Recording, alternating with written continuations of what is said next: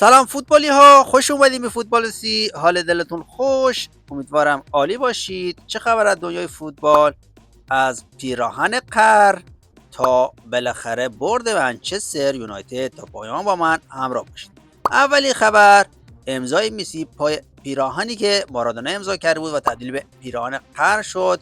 پیراهنی که 18 سال پیش مارادونا امضا کرده بود، روزنامه مارکا به مسی توصیه کرد و مسی هم پذیرفت و اونو امضا کرد و حالا تبدیل به پیراهن قرض شده و ممکنه قیمت بالایی بگیره. دو تا از بهترین های فوتبال، مسی و مارادونا، پای پیراهنی که سالها پیش مارادونا امضا کرده بود امضا زدن. اما خبر بعدی، بریم سراغ گلزنی کریستیانو رونالدو. رونالدو بازم برای الناس گلزنی کرد و با این به رکورد روماریو رسید. 446 گل پس از 30 سالگی، فوق العاده است. دورتموند 2-1 بازیشو برد تا به صدر نزدیک میشه با درخش سریو گیراسی و لایپزیگی که بازم 2-0 برد. لایپزیگ هم نزدیک صدر است. اما لیورکوزنی که کامبک زد، لیورکوزنی که عقب بود و 2-1 تونست با درخش آندریچ و بونیفیس روی این پاسکاری جذاب. آندریچ گل مساوی رو زد، در ادامه بونیفیس گل دوم رو برای بایر لیورکوزن تیم ژابی آلونسو زد تا اونا بازم کامبک بزنن و به صدر جدول نزدیک بشن. تیم جذاب و فوق‌العاده ژاوی آلونسو برای لیورکوزن. تاتنهام 4 وست هم 1. لیگ جذاب لیگ جزیره، تاتنهام 4 گل به وست هم زد.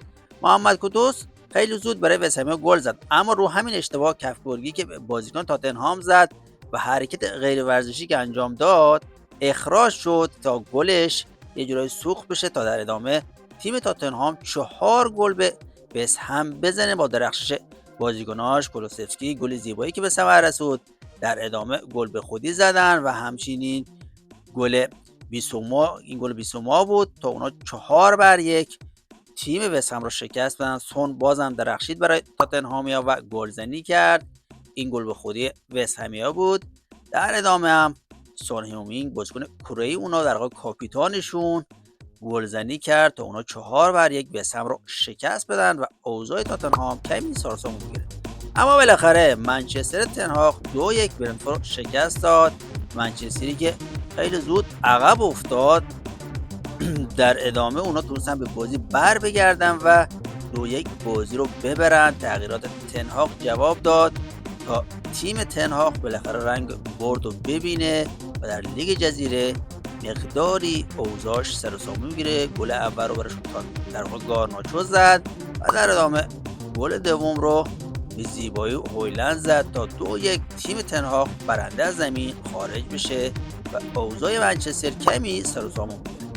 تیم استون ویلا 3-1 فولام رو شکست داد. استون ویلا که 1-0 عقب افتاده بود، روی این پاس زیبای دروازه‌بان فولام گل اول رو فولامیا زدن. در ادامه گل مساوی رو استون ویلا زد و پنالتی که مارتینز گرفت برای استون ویلا رو نجات داد و اونا به بازی برگشتن و تونستن 3-1 بازی باخته رو ببرند و استون ویلا به رده 4 برسه. اینم گل اولی واتکینز بود تا تیم استون ویلا، تیم اونایی عالی کار کرده تو لیگ جزیره و 3-1 بازیشو ببره.